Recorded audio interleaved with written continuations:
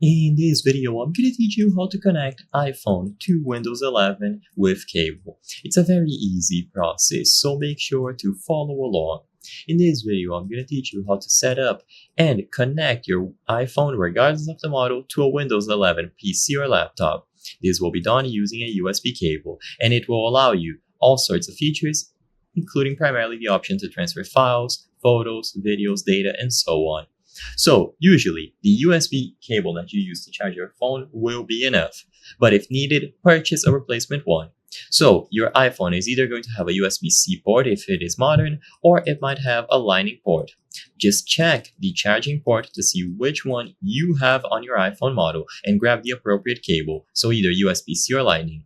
One end is going to go into the iPhone, and the other one goes into your PC or laptop. You can use Lightning to USB-C, Lightning to USB-A, USB-C to USB-C, or USB-C to USB-A. Just make sure that you can establish a connection between the iPhone and the PC.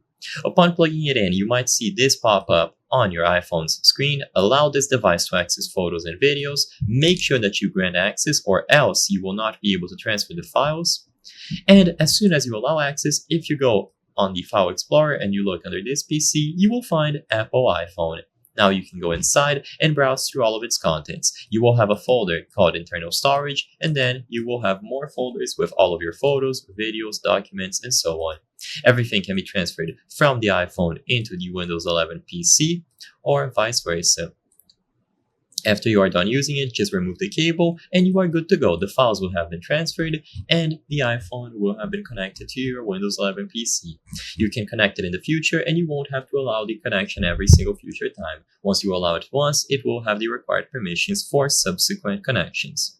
I hope I was able to help you on how to connect iPhone to Windows 11 with cable. If this video helped you, please be sure to leave a like and subscribe for more very easy tips. Thank you for watching.